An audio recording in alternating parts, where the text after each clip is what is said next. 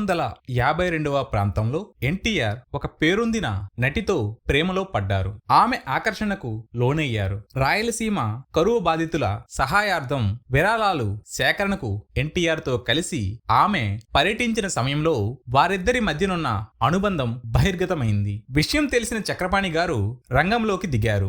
ఆ ప్రేమ కలాపం ఎన్టీఆర్ నట జీవితంలో దుష్పరిణామాలకు కారణభూతమవుతుందని హితవు పలికారు. చక్రపాణి గారి హెచ్చరిక లాంటి మందలింపుతో దిద్దుబాటు జరిగింది.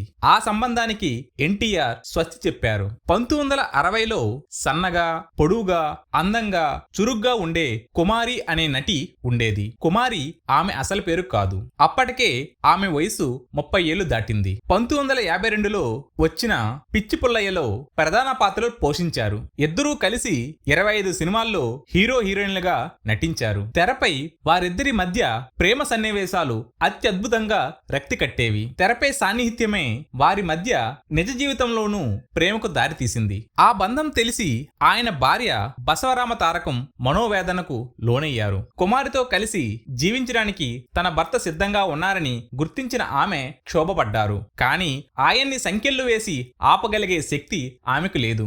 గత్యంతరం లేక ఆమె వారి బంధానికి సమ్మతించారు. ఎన్టీఆర్ కుమారి మధ్య ప్రేమ బలపడి క్రమంగా వారు ఎడబాటు భరించలేని స్థితిలో సహజీవనం చేశారు. దాన్ని అక్రమ సంబంధంగా అభివర్ణిస్తూ కొన్ని పత్రికలు రాశాయి. అలా రాసిన ఒక పత్రిక ఎడిటర్ ను ఎన్టీఆర్ మనుషులు కొట్టారు కూడా. ఎన్టీఆర్ తో తన బంధానికి పేరు లేదు. మంచి సంస్కారవంతమైన కుటుంబం నుంచి వచ్చిన కుమారికి ఉంపుడిగత్తిగా జీవితం వెళ్లవచ్చడం అంటే రోత పుట్టింది. ఆమె గౌరవంగా, పరువుగా ఎన్టీఆర్ భార్యగా జీవించాలని కోరుకుంది. బసవరామ తారకం గారికి విడాకులు ఇవ్వాలని ఆయన ఎప్పుడూ అనుకోలేదు. బసవరామ తారకం కూడా తన వైవాహిక బంధం నిలబడితే చాలని కోరుకున్నారు. చివరకు ఎన్టీఆర్ కుమారితో పెళ్లికి సిద్ధమయ్యారు. ఆ శుభవార్త కోసం కుమారి ఎంతో కాలంగా ఎదురు చూస్తుంది. ఆమె ఆనందంతో ఉబ్బి తబ్బిబైంది. అయితే ఆమె సంతోషం ఎంతో కాలం నిలవలేదు. తిరుమలలో తాను కుమారిని పెళ్లి చేసుకుంటానని ఎన్టీఆర్ ప్రకటించగానే ఆయన కుటుంబ సభ్యులు అలజడికి లోనయ్యారు. తన భర్త కుమారికి తన జీవితంలో చోటివ్వడానికి గతంలో సమ్మతించిన మరో మహిళ తన భర్తను భర్తగా పంచుకుంటుందన్న ఆలోచన బసవరామ తారకం గారిని కలవరానికి గురి చేసింది. చివరి నిమిషాన బెంబేలెత్తిపోయి ఉపవాస దీక్ష చేపట్టారు. ఎన్టీఆర్ తల్లిదండ్రులు మద్రాసుకు వచ్చి ఎన్టీఆర్ కు నచ్చజెప్పారు, బ్రతిమిలాడారు. ఈ వివాహం చేసుకుంటే తాము నెమ్మకూరులో ప్రజల ముందు, బంధువుల ముందు తలెత్తుకు తిరగలేమన్నారు.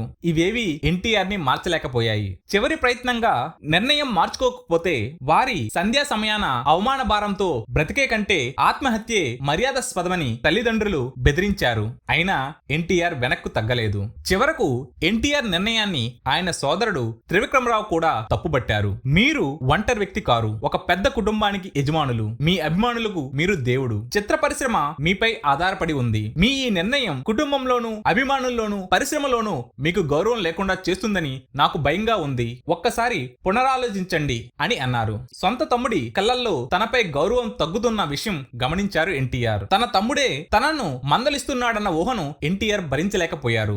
దాంతో ఆయన మనసు మార్చుకున్నారు. త్రివిక్రమరావు హెచ్చరిక పనిచేసిందని ఎన్టీఆర్ కుటుంబ సభ్యులు చెప్పుకున్నారు. చివరి నిమిషంలో తన పెళ్లి ఆగిపోవడంతో కుమారి గుండె బగ్గుమంది. పెళ్లి ఆగిపోయింది అనే కబురు తెలిసిన వెంటనే ఉద్వేగంతో ఎన్టీఆర్ ఇంటికి వెళ్లారు. వాచ్మెన్ గేటు తీయలేదు. ఆమె అతడితో తీవ్ర వాగ్వాదానికి దిగింది. ఫలితం లేకపోయేసరికి కోపంగా పిచ్చి పిచ్చిగా అరవడం మొదలుపెట్టింది. బిగ్గరగా ఏడుస్తూ ఎన్టీఆర్ ని దుమ్మెత్తు పోస్తూ శాపనార్థాలు పెట్టింది. కాకపోతే ఒక నెల రోజుల లోపలే మద్రాసు జీవితానికి చరమగీతం పాడి బెంగళూరు వెళ్లి తనను ఆరాధిస్తున్న ఒక స్నేహితుడిని పెళ్లి చేసుకుంది. సినిమా జీవితాన్ని మరిచిపోయి ఆమె హుందాగా బ్రతికారు. వయసు మళ్లిన తరువాత సామాజిక మాధ్యమాల్లో ఆమె 1-2 ఇంటర్వ్యూలు ఇచ్చారు. వాటిల్లో తన నట జీవితాన్ని గురించి మాట్లాడుతూ అందరితో పాటు ఎన్టీఆర్ గురించి కూడా చెప్పారు. అందులో ఎన్టీఆర్ పట్ల ద్వేషాన్ని ప్రదర్శించలేదు. ఆయన శ్రీకృష్ణుని గెటప్ లో సెట్ లో అడుగుపెట్టినప్పుడు మేమంతా ఆ దేవుడే నడిచి వస్తున్నాడని సంభ్రమంగా చూసేవాళ్ళం అని ఆమె జ్ఞాపకం చేసుకున్నారు. సినీ రంగంలో అగ్రశ్రేణి నటిగా వెలుగుతున్నప్పుడు మీరు ఎవరిపైనైనా మనసు పడ్డారా లేదా తోటి నటుల్లో ఎవరినైనా పెళ్లి చేసుకోవాలి అనుకున్నారా అని అడిగినప్పుడు ఆమె సొగసుగా ఆ ప్రశ్నను దాటవేశారు. తనతో కలిసి నటించిన నటులందరికీ అప్పటికే పెళ్లైపోయినందువల్ల తనకు వారిలో ఎవరిని పెళ్లి చేసుకునే అవకాశం రాలేదని ఆమె హుందాగా చెప్పి మనసారా నవ్వారు. ఎన్టీఆర్ ధర్మపత్ని బసవరామ తారకం గతించిన కొన్ని సంవత్సరాల తరువాత ఆయనకు మరొక నటితో సంబంధం ఉండిందని, కానీ అది పెళ్లి దాకా వెళ్లలేదని, అది కొన్ని నెలలు మాత్రమే నడిచిన వ్యవహారమని తెలిసిన వాళ్ళు అంటారు. తను ప్రేమలో పడ్డ ఉదంతాల గురించి, తన వివాహేతర సంబంధాల గురించి సినీ రంగంలో ఉన్నంతకాలం ఎన్టీఆర్ ఎవరికీ చెప్పలేదు. వాటి గురించి ఆయన్ని అప్పుడు అడిగే సాహసం కూడా ఎవరూ చేయలేదు. కాకపోతే ఆయన రాజకీయ జీవితం మహోజ్వలంగా వెలిగిపోతున్న సమయంలో ఒక ఇంటర్వ్యూలో ఆయన గత జీవితం గురించి ఒక విలేకరి ప్రశ్నించారు. ఆయన ప్రేమ వ్యవహారం గురించి అడిగితే దానికి సమాధానంగా తనకు గతాన్ని తిరగదోలడం ఇష్టం లేదని చెప్పారు. ఎన్టీఆర్ తన తోటి తారలతో గౌరవంగా, సభ్యతతో ప్రవర్తించేవారు. సీన్లు చిత్రీకరించే సమయంలో స్క్రిప్ట్ లో ప్రత్యేకంగా రాసి ఉంటే తప్ప ఆయన ఏ నటిని నకశక పర్యంతం చూసేవారు కాదని నటి వాణిశ్రీ చెప్పారు. ఆయన ఒకరిద్దరి తారల పట్ల